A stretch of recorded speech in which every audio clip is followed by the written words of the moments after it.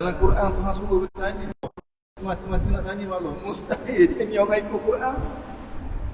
Sebab apa dia marah? Bukan sebab bertanya, tapi dengan sebab dia yang lain. Lagi dia kata. Dia kata Ar-Rahmanu ala arsyistawa. Dia kata Ar-Rahman istiwa di atas aras.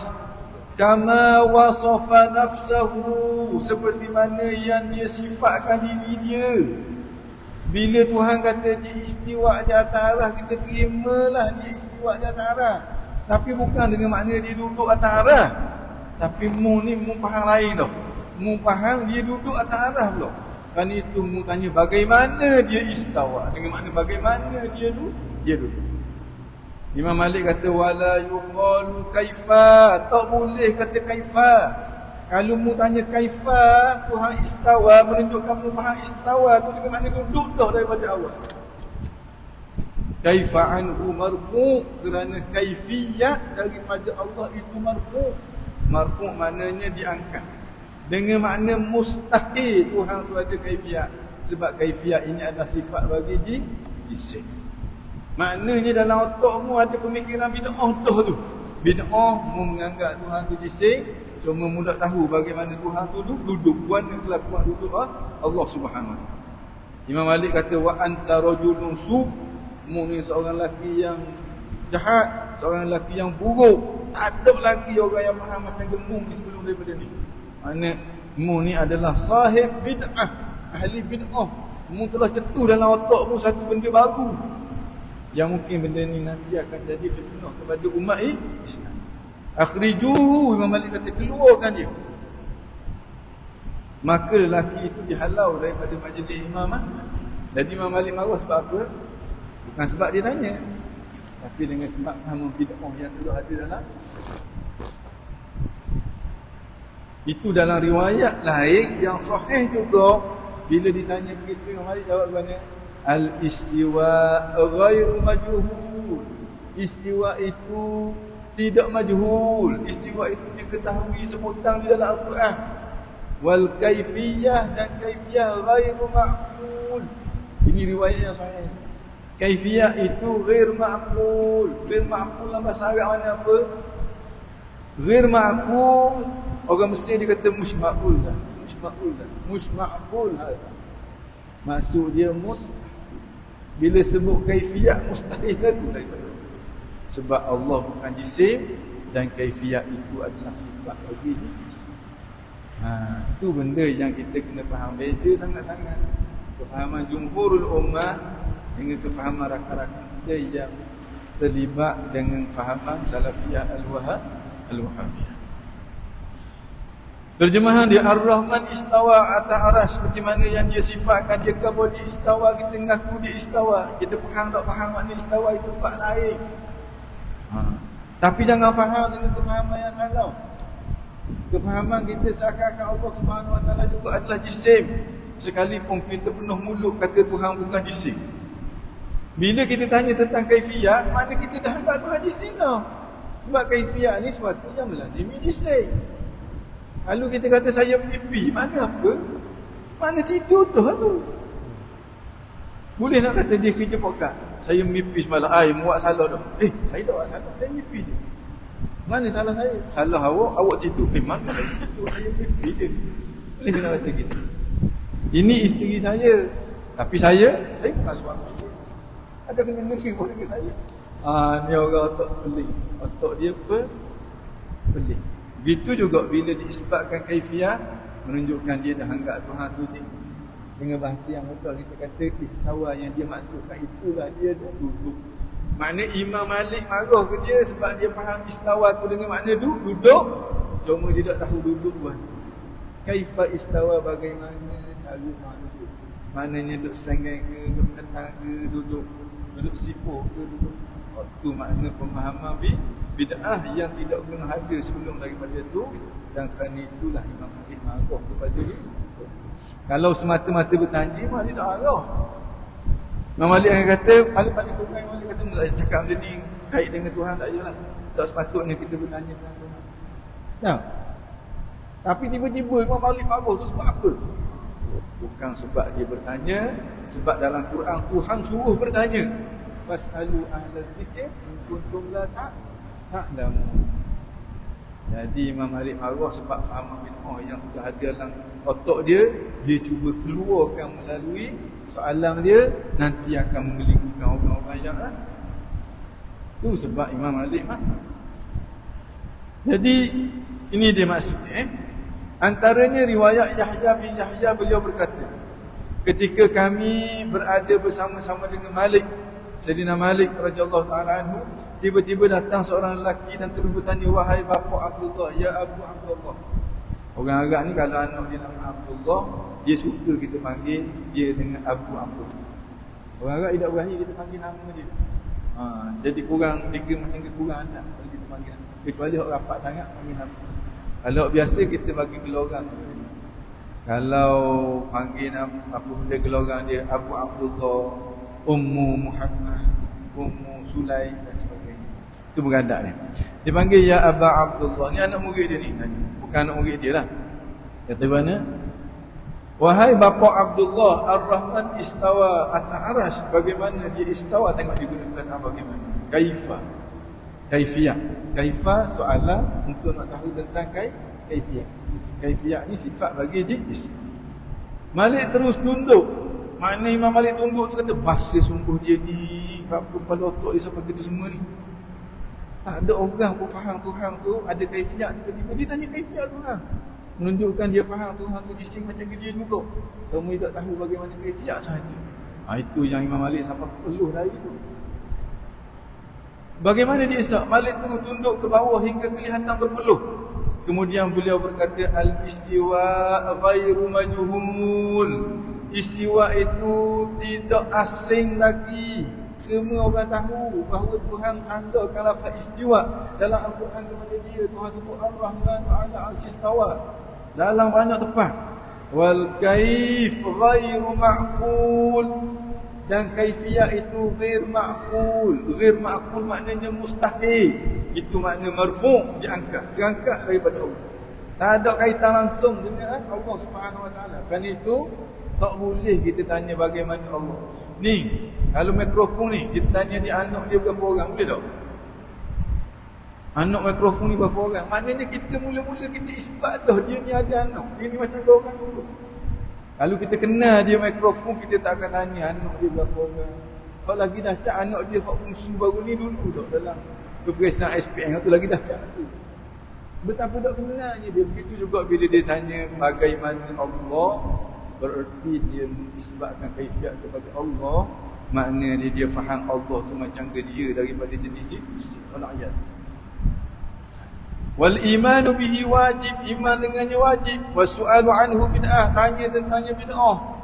Wa ma araka illa mubtadi'an, aku dapati muni ahli bid'ah. Fa amara bihi ay yukhraju, maka diperintahkan supaya dikeluarkan orang ini daripada majlis Imam Malik. Ya Allah. Al-Lalikai meriwayatkan Al-Lalakai Abul Qasim Al-Lalakai meriwayatkan dalam kitab Al-I'tiqad Ahli Sunnah, I'tiqad Ahli Sunnah wal Jamaah. Abul Qasim Al-Lalakai salah seorang daripada tokoh besar di kurun ke-5 Hijrah. Meriwayatkan jawapan yang sama juga turut dinukilkan daripada Rabi'ah bin Abdul Rahman, salah seorang guru Malik bin Anas dan Musallam. Dia Rabi'ah Abdul Rahman ini juga dikenali dengan nama Rabi'atul Ra'yi, sebab dia memiliki pemikiran yang cukup Ar-Ra'yi. Dipanggil Rabi'atul Ar-Ra'yi ini guru kepada Imam Malik bin Anas radhiyallahu anhu. Al-Hafiz Al-Abdari berkata di dalam kitab dalilnya, adapun kata-kata Ummu Salamah dan Rabi'ah bin Abdul Rahman menerusi riwayat Al-Lalakai, iaitu istiwa ghairu majhulun wal kaifu ghairu ma'qulun. Istiwa ghairu majhul dengan makna istiwa itu disebut dalam Al-Quran. Sebab di sana ada riwayat disebut al-istiwa madhkur. Istiwa itu disebut di mana dalam Al-Quran. Semua orang baca Quran tahu apa itu makna ghair majhul, itu dengan makna maklum.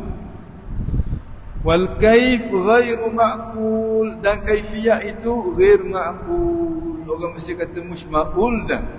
Maknanya mustahil benda ni.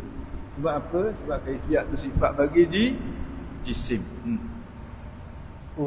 Ungkapan al-istiwa'u ghairu majhul, di sini mereka datangkan dengan maksud istiwa adalah suatu yang tidak asing di dalam Al-Quran, berdalilkan riwayat lain yang turut disebut oleh Al-Laka'i yang berbunyi al-istiwa'u madhkurun. Ia bermaksud istiwa disebut iaitu di dalam Al-Quran. Inilah maksud yang hendak disampaikan oleh Imam Malik. Manakala kata-kata masyhur yang disandarkan kepadanya iaitu al-istiwa'u ma'lumun tidak sabit sama sekali darinya. Tapi kita boleh faham yang tidak sabit ini berdasarkan kepada riwayat yang sabit. Al-istiwa' ma'lum maknanya ma'lum zikruhu fil Quran. Wa kaifiyah majhul, majhul dengan makna ghair ma'qul, mustahil. Jadi kita kena selaras lah. Kalau yang tidak sabit mesti kena faham berdasarkan kepada yang sabit. Begitu juga dari ulama lain yang muktabar, maka ia tidak boleh dijadikan sandaran sama sekali. Jika ia sabit, maka pasti maksudnya seperti mana yang telah kami jelaskan, iaitu istiwa disebut di dalam Al-Quran. Yang ni maklum, bukan maklum makna. Ada ulama kata gitu. Istiwa tu maklum, sepakat. Kebanyakan ulama kata ayat istiwa tu ayat mutasyabihat. Makna mutasyabihat ni makna dia tak dapat ditetapkan untuk makna mutasyabihat. Macam mana kita nak kata makna dia tahu, kaifiyah dia tak tahu? Tengok kawan-kawan kita salafiyah, dia kata mana al-istiwa maklum, makna istiwa tu kita tahu makna dia, cuma kaifiyah dia kita tak tahu. Tengok bagaimana dikaitkan kaifiyah itu kepada Allah, yang mana kaifiyah itu dinafikan oleh tokoh-tokoh besar di kalangan ulama ahli sunnah. Banyak sangat-sangat riwayat kalau salah disebut bila kaif. Bila kaif makna apa? Bila kaif tidak ada kaifiyah, dengan makna jangan disebut kaifiyah, dengan makna kaifiyah itu adalah sesuatu yang mustahil, sebab kaifiyah itu adalah sifat bagi jisim. Allah Subhanahu wa taala bukan jisim. Himpunan pendapat ulama salaf dalam permasalahan as-sifat. Murid kedua kanan Imam Abu Hanifah, Muhammad bin Al-Hasan Asy-Syaibani berkata, para ulama fiqh di timur dan di barat semuanya bersepakat atas kewajiban beriman kepada sifat-sifat Allah tanpa mentafsir dan mentashbih. Dia berkata, setiap sifat yang dinyatakan oleh Allah mengenainya, maka pentafsirannya hanya sekadar pembacanya. Itu dia jalanan ulama salaf. Fa tafsiruhu qira'at. Tafsir dia baca. Faham ke tak faham? Okey, serah. Itulah tafsir dia. Tanpa menjelaskan makna dia begini. Sehingga dijelaskan bahawa istawa tu dengan makna istaqarra, istawa tu dengan makna jalasa, istawa tu dengan makna qa'ada. Jauh sangat-sangat dari jalanan ulama salaf. Itu yang dimaksudkan dengan kata-kata al-imrar, amiruha kama ja'at. Berlalukanlah dia seperti mana dia datang. Kalau dia kata istawa, jangan ada kata qa'ada jalasa, jangan. Tafsir dia, baca dia, itulah tafsir. Tanpa perlu kita menjelaskan makna dia punya. Tiba-tiba dia faham apa makna kok salah selalu tu. Makna duduk selalu duduk. Padahal istawa tu pelampuk dia punya makna dia, tapi yang salah duduk yang dia. Al-Baihaqi menyebut dengan sanad yang bersambung bahawa Ishaq bin Musa Al-Ansari berkata, aku pernah mendengar Sufyan bin Uyainah berkata, setiap sifat yang dinyatakan Allah baginya menerusi Al-Quran, maka pentafsirannya hanya sekadar membacanya. Waktu tafsir dia sekadar baca je. Makna amir ruha, lalukan dia akan baca. Nak kata faham, kita tak akan faham dengan dia, kecuali faham secara umum. Istawa tu makna apa? Kita fahamlah Ar-Rahman 'ala al-'arsy istawa, dia menunjukkan kebesaran, keagungan, kehebatan Tuhan. Tapi istawa tu suti makna apa? Itu kita tak boleh nak tetapkan, sebab tidak ada perkhabaran daripada syarak. Begitulah juga dengan ayat-ayat waja'a rabbuka wal malaku saffan saffa.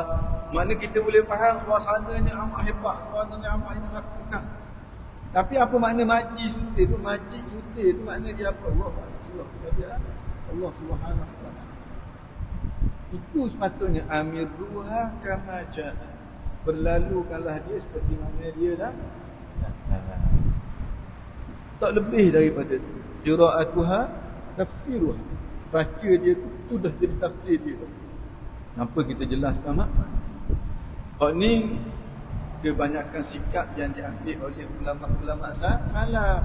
Sebab zaman dia tak perlu nyata dah, tak perlu jelas dah, dia boleh faham.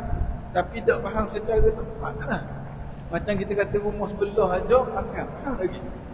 Orang Melayu kita rumah sebelah aja makan, faham dah. Faham dah, tapi secara tepat tak tahu dah. Makna rumah sebelah tu apa dia? Tuan rumah ke? Orang hok nyewa rumah ke? Bini tuan rumah ke, anak tuan rumah ke, banyak tinggal di situ. Faham dah, tapi secara tepat kita dah tahu. Macam ke rumah sebelah tu benda lekeh dia. Ni kait dengan Tuhan ni. Bila kait dengan Tuhan, kesilapan dia kesilapan yang berdosa. Kerana tu ulama yang datang selepas daripada tu yang menisbahkan fahaman dia kepada generasi salaf, dia tak cuba untuk nak beri penjelasan terhadap perkataan tersebut. Lebih baik dia serah, dia kata serah kepada Allah. Ar-Rahmanu ala arsyistawa, maknanya apa? Makna Tuhan tu Maha Agung, Tuhan tu Maha Hebat. Tapi makna secara harfiah, istawa tu makna apa? Allah. Tuhan turun ke langit dunia.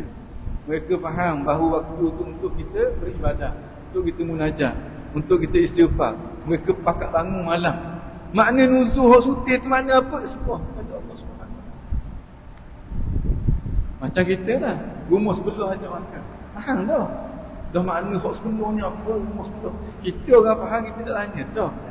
Kecuali orang ada orang tu sikit. Awak kata rumah sebelah tu maksud dia apa hak sebenarnya? Tuan rumah ke? Isteri tuan rumah ke?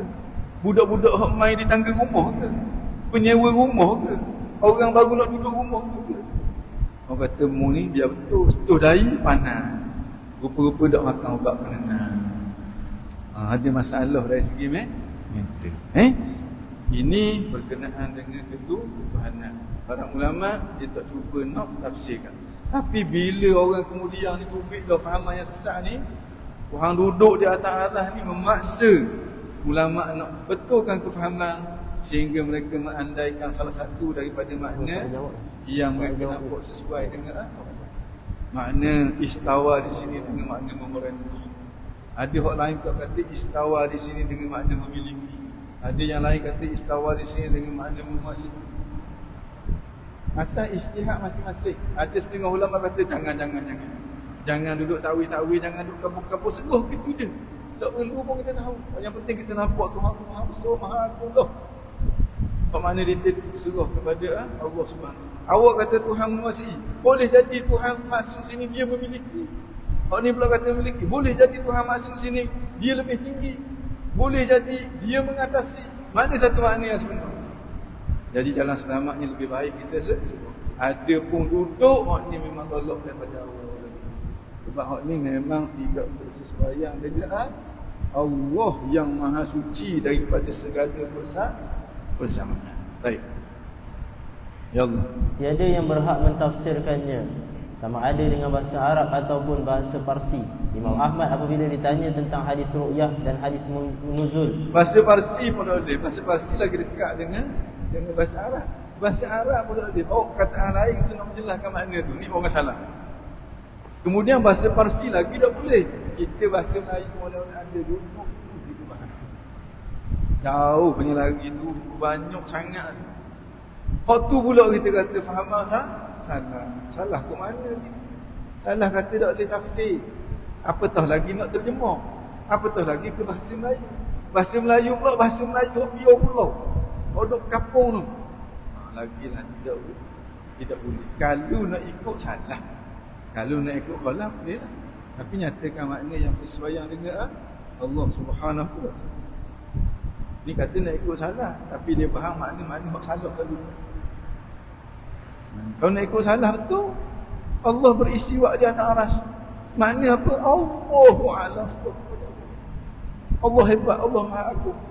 Allah ada, dia tak sama dengan kita sama sekali hati. Dia tak gitu nak menjelaskan makna istiwa. Oh ni Allah beristiwa di atas aras. Istawa di sini makna duduk.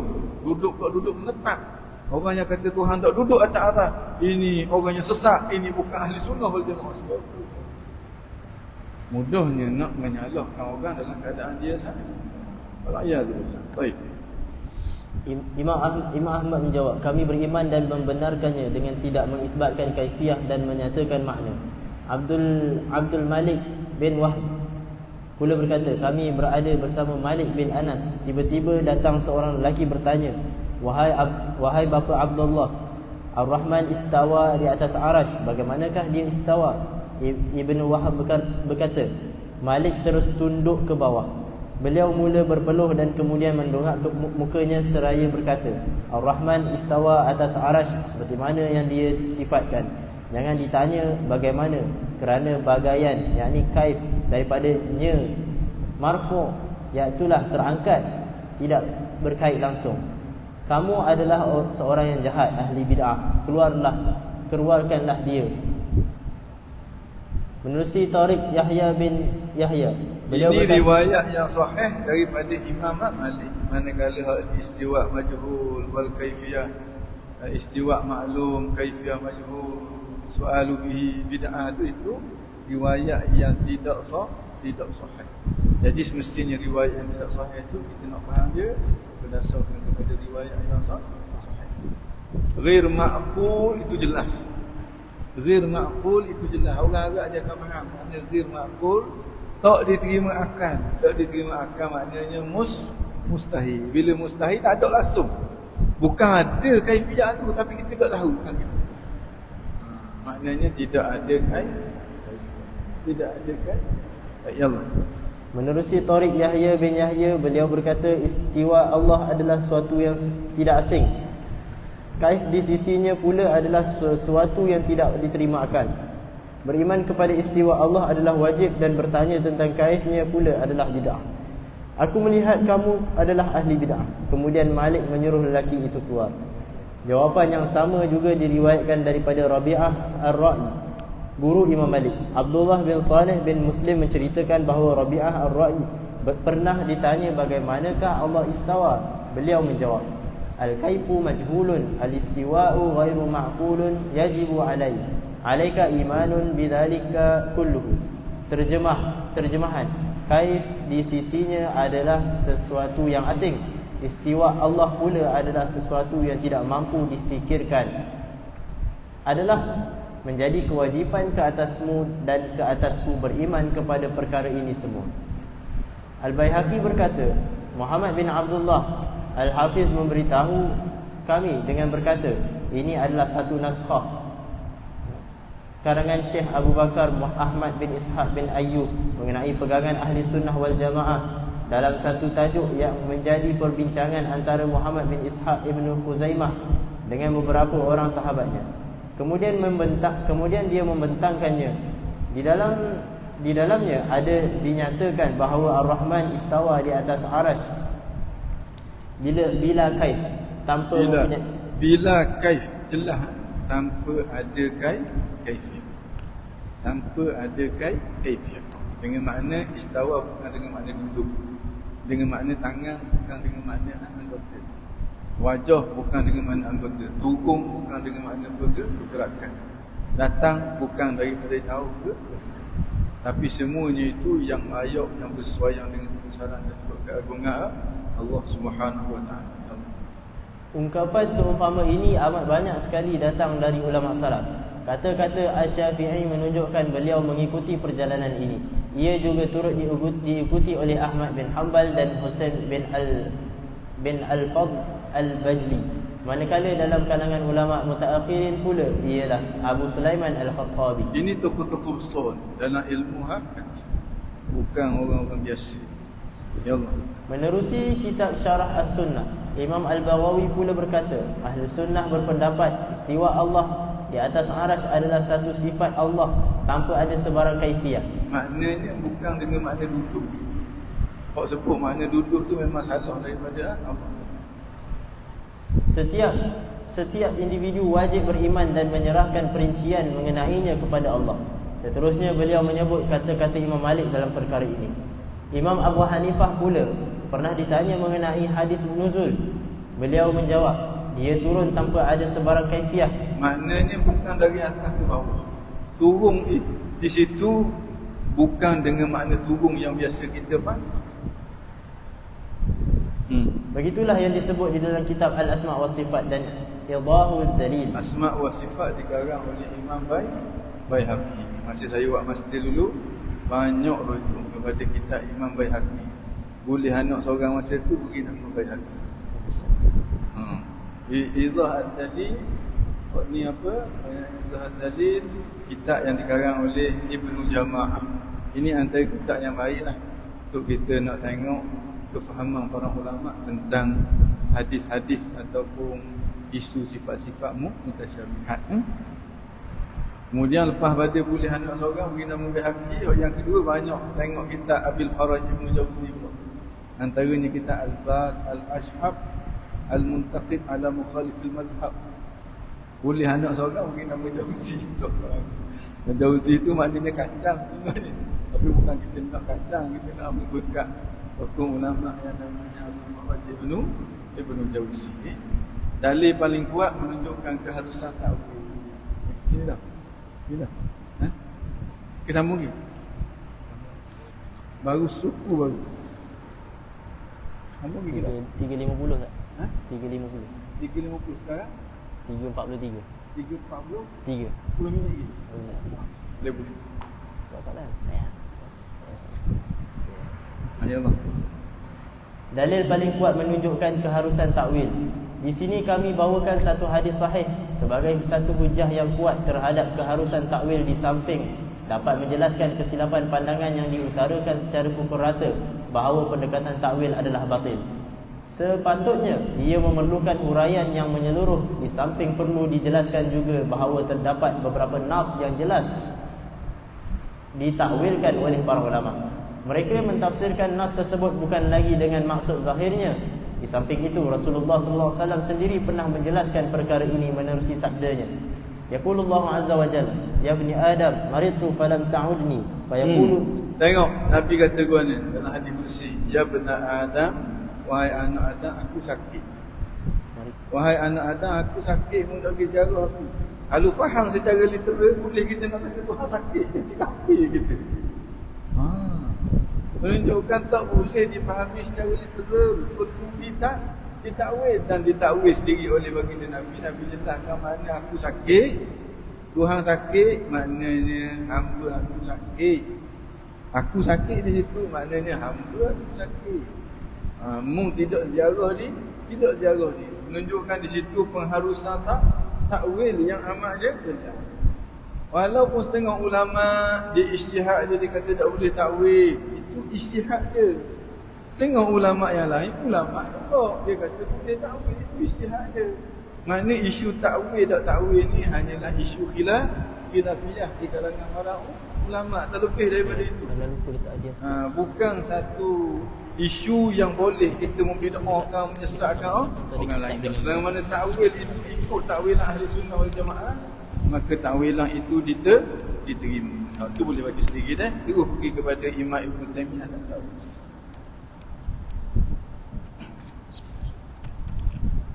Ibn Taymiyah dan takwil. Ibn Taymiyah sendiri telah menukilkan beberapa takwilan ulama salaf yang memalingkan sesuatu lafaz dari dikira maksud zahirnya sebagai maksud sebenar.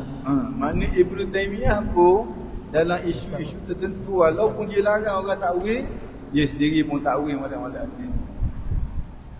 Menunjukkan bahawa takwil ni kita tak boleh nak lari. Kalau kita tak takwil hak ni, kita kena takwil hak ni, tak takwil hak ni, kita takwil hak ni.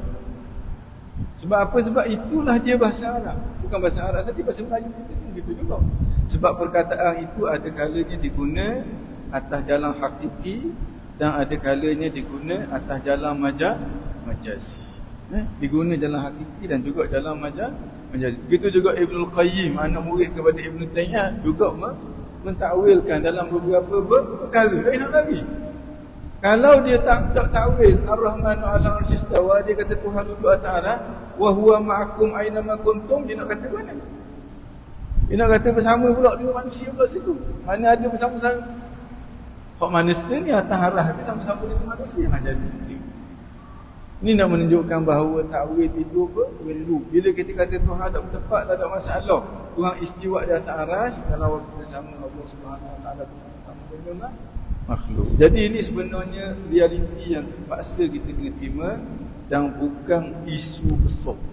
Khususnya dalam zaman kita sekarang. Zaman dulu mungkin jadi isu besar. Sebab zaman tu ramai orang tak takwil, orang boleh faham dengan baik. Tiba-tiba ada orang buat bijak kita takwil, menyebabkan orang jadi keliru. Itu zaman tu. Zaman ni lain tau.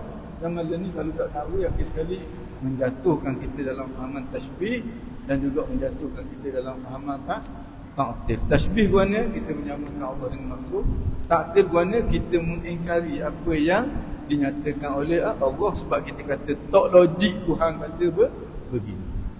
Okey, terus kepada sifat-sifat Allah. Pentafsirannya adalah tidak memperkatakan sesuatu mengenai 59. Sifat-sifat Allah, pentafsirannya adalah tidak memperkatakan sesuatu mengenainya. Pentafsiran sifat-sifat Allah menurut salaf. Rabi'ah Ar-Ra'i pernah ditanya mengenai pentafsiran firman Allah Ar-Rahmanu 'ala Rabi'atul Ra'i. Rabi'atul Ra'i. Mana Rabi'ah bin Abdul Rahman. Lelaki tu bukan orang perempuan. Orang Arab Rabi'ah mana orang lelaki. Ada juga orang perempuan juga. Tapi boleh guna lelaki. Hindun perempuan. Hindun orang lelaki pun boleh. Orang perempuan pun boleh. Kalau kita ke embung lah, embung. Embung ni mak embung, ada buat embung. Maknanya perkataan-perkataan yang boleh digunakan untuk lelaki dan juga perempuan. Ya Allah. Bagaimanakah dia istawa? Beliau menjawab, bagaian kaif. Bagaian yakni kaif bagi Allah adalah sesuatu yang tidak diterima akal. Mustahil. Tak diterima akal tu makna ghair ma'qul, mustahil. Kaifiyah itu mustahil. Istiwa Allah pula. Istiwa Allah pula bukanlah sesuatu yang asing. Sebab dia disebut dalam Al-Quran. Wajib ke atasku dan ke atas kamu beriman kepadanya semua sekali. Abu Abdullah Al-Hafiz telah memberitahu kepada kami dengan berkata, Muhammad bin Yazid telah memberitahuku dengan berkata, aku pernah mendengar Yahya bin Al-Bazzar berkata, aku pernah mendengar Abu Abbas bin Hamzah berkata, aku pernah mendengar Ahmad bin Abi Al-Hawari berkata, aku pernah mendengar Sufyan bin Uyainah berkata, setiap sifat yang dijelaskan oleh Allah di dalam Al-Quran sebagai sifatnya, maka pentafsiran mengenainya hanya sekadar membacanya dan diam dari memperkatakannya. Takut salah.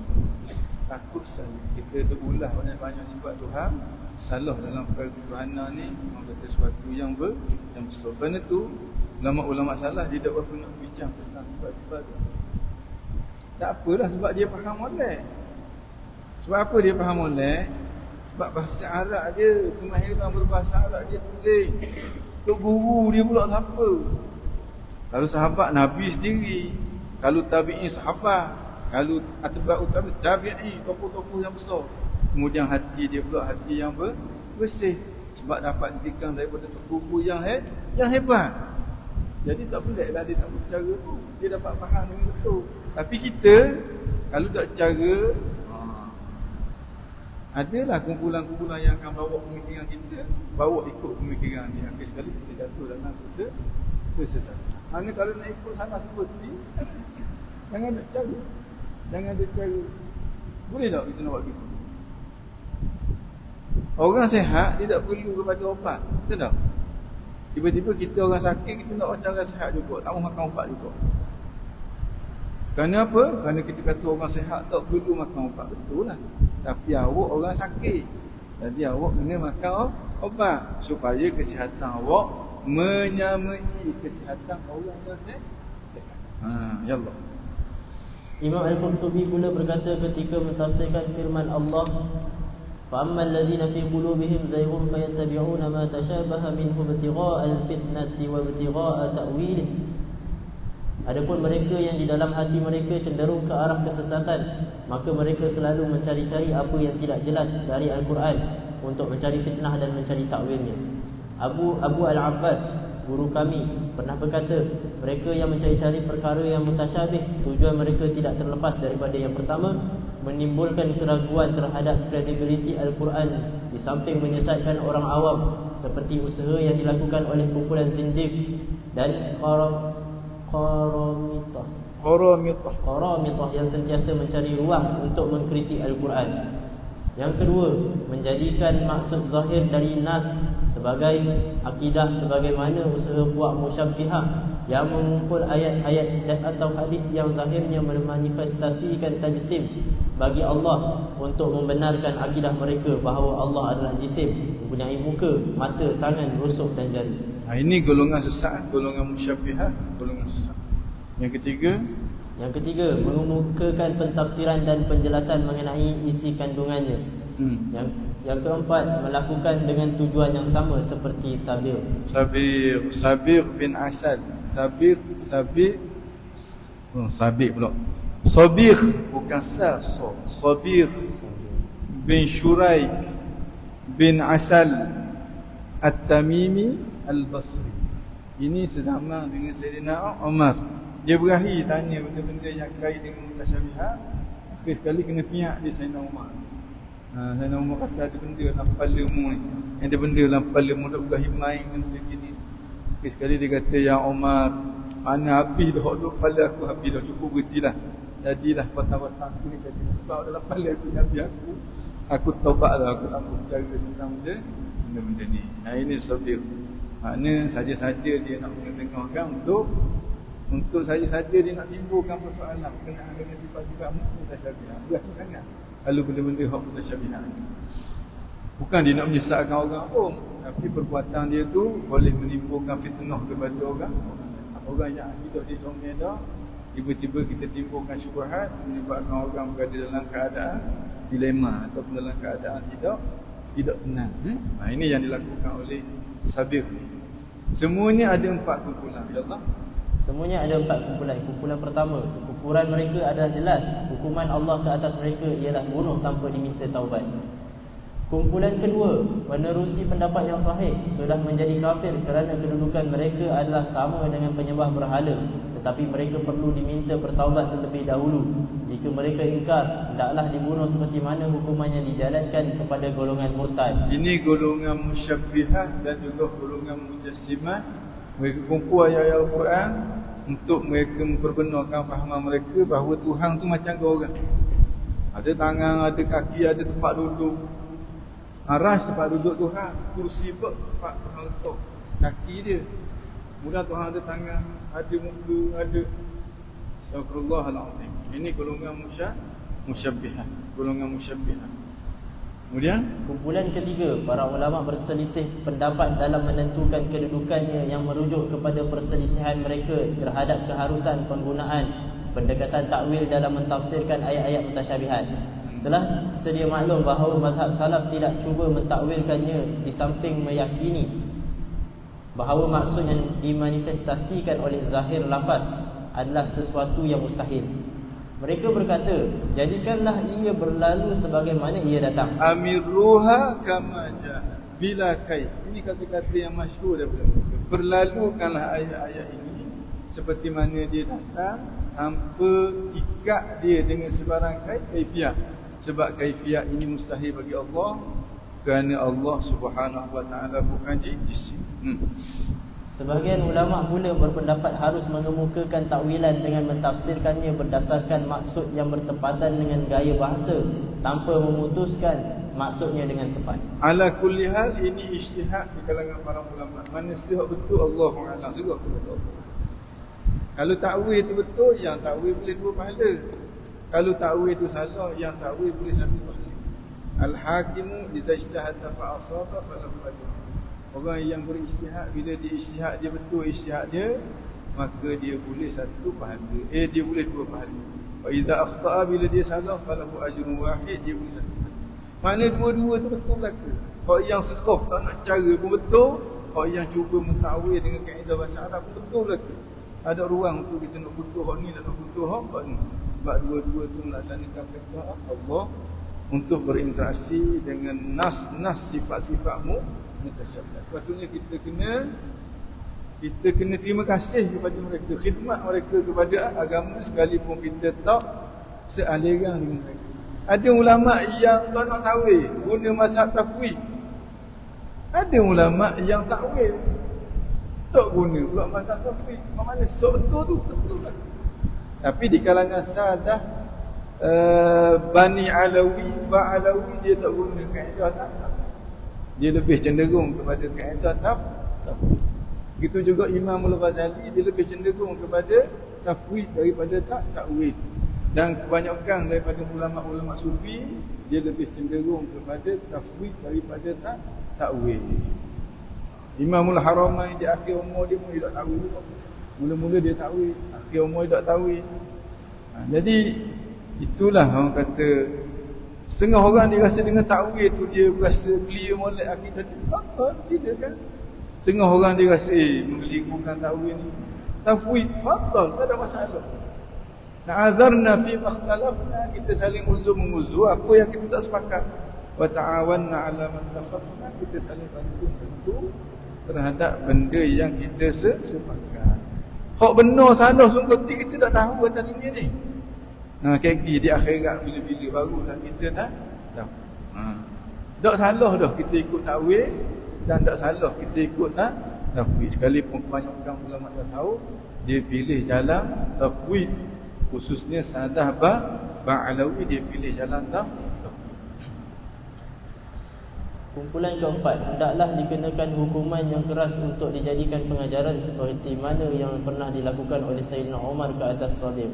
Ke atas Sabir, orang yang hidup zaman dia berahi koteh mana ni? Berahi koteh tentang perkara-perkara yang koteh faham tak koteh tu? Orang Terengganu dia faham koteh ni. Kalau tak dua, tahu tapi faham tak koteh. Faham tak koteh boleh sampai. Kena tanya orang kan. Dia berahi koteh, berahi cara benda-benda yang mutasyabihat. Sepatutnya berahi apa? Berahi cara benda-benda yang muhkamat. Benda hak jelas. Ni hak kelabu-kelabu berahi sangat. Sebab apa? Sebab kalau dia boleh tahu hak ni, dia akan jadi lebih daripada orang lain. Dia jadi orang tak cara, dia seorang cara. Jadi pelik daripada yang hak ni kena rotak. Ambil pelepahnya tu pengau atas belakang. Kalau kita ada kuasa lah. Ada kuasa yang kata bank marah pok dia buat kita. Macam ke Sayyidina Umar buat kepada Sabir At-Tamimi ataupun Sabir Al-Basri. Sehingga Sabir tu mengaku, dia kata aku tak buat dah gitu. Aku nak mencari lepas kita mencari. Hilang habis dah. Dalam otak aku ni hilang habis dah. Apa dah? Aku buat dah gini.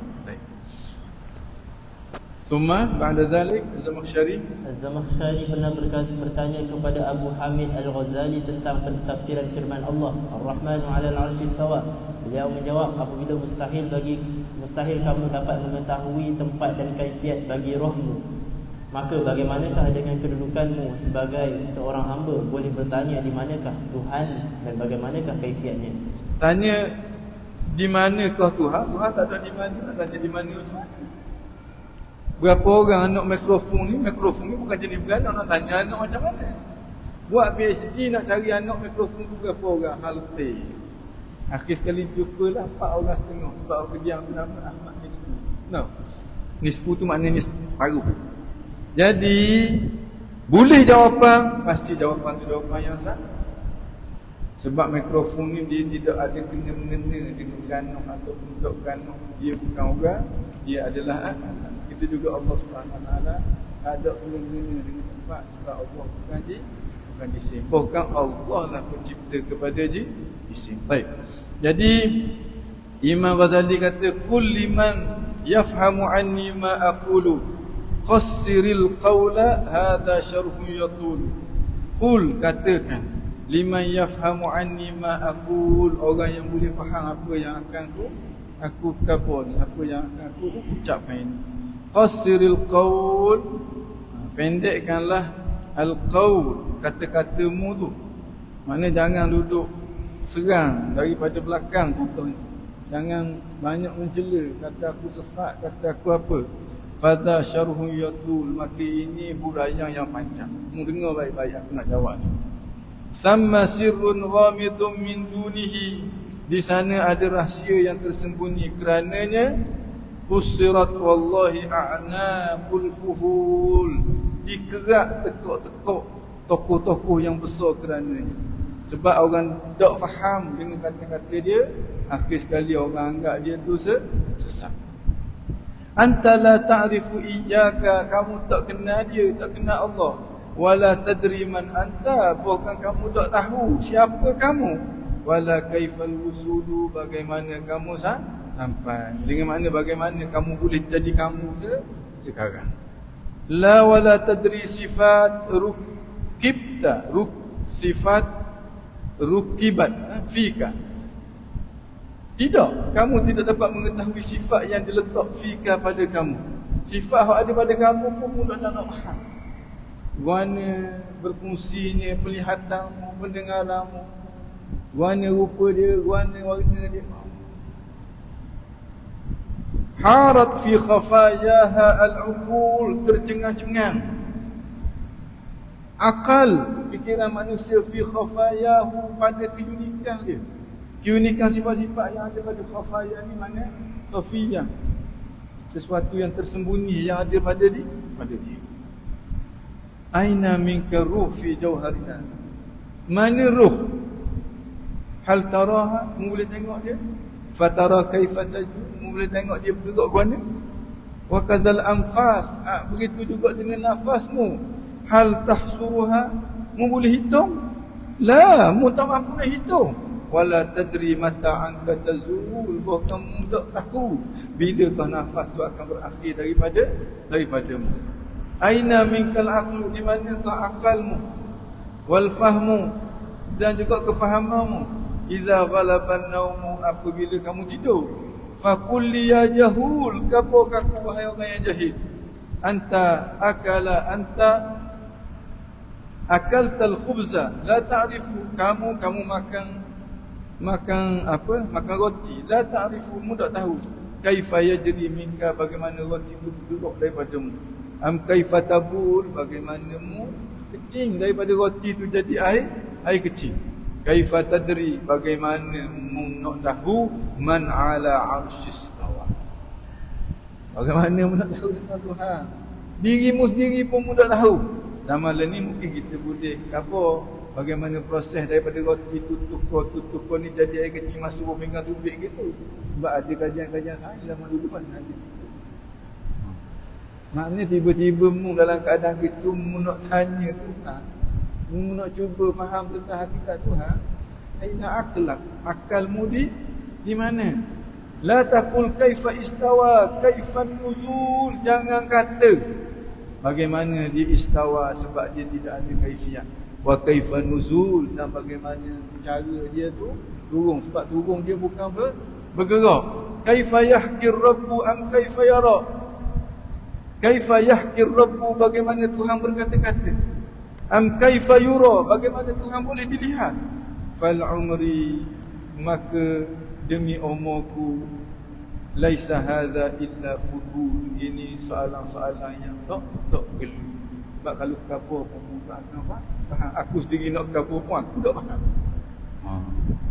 Fa huwa la aina wala kaifa, maka dia Tuhan tidak ada aina, tidak ada tempat bagi dia. Wala kaifalahu, tidak ada kaifiyat bagi dia. Wa huwa rabbul kaifa, dialah pencipta kaifiyat. Wal kaifa yazul, dan kaifiyat juga tak hilang. Kaifiyat tak kekal. Huwa fawqal fawqi, huwa fawqal fawqi, dialah yang lebih atas daripada yang atas. La fawqalahu, tidak ada yang lebih atas daripada dia. Wa huwa fi kulli nawahi la yazul, tetapi dia ada di segenap penjuru, tak hilang. Dia tak hilang, ada pada segenap penjuru, dengan makna ilmu dan juga pengetahuan. Jalla dzatan, maha tinggi zat dia. Wa sifatin, tinggi sifat dia. Wa sama, dan maha tinggi. Jalla ni maha agung, maha sempurna zat dia dan juga sifat dia. Wa sama, dan maha tinggi. Wa ta'ala rabbuna amma tabudun, maha tinggi Tuhan daripada apa yang kamu yang kamu ungkapkan, yang kamu tak tanya. Soalanmu tu bukan soalan yang ada jawapan, tapi soalan yang mengangkat orang lain, sehingga kalau orang jawab juga orang jadi sesat wal-ayat lebih. Mudah-mudahan dapat orang kata kewarasan. Mudah-mudahan Allah Subhanahu Wa Taala bagi kefahaman yang betul kepada kita sifat ma'iyatullah, sifat bersama-sama dengan Allah. Hak ni mungkin tak dah. Ada dah. Habis dah. Ada dah mungkin kalau buat pada masa yang akan datang lah dulu. Kalau buat lagi. Kalau tak buat dah pun baca sendirilah. Tak buat dah baca sendirilah insya-Allah. Okey. Jadi setakat itulah perkongsian daripada saya hari ni. Kita dah boleh lebih kurang dalam 64 muka surat. Alhamdulillah. Orang kata daripada tak ada baik ada. Mudah-mudahan memberi manfaat, memberi kefahaman, dan mudah-mudahan boleh dijadikan sebagai bekalan dan menjadi ilmu yang bermanfaat, ilmu yang diikuti dengan amal. Amin amin amin ya rabbal alamin. Ada sesi apa pula? Soal jawab ada? Tak ada soal jawab. Sesi bergambar je.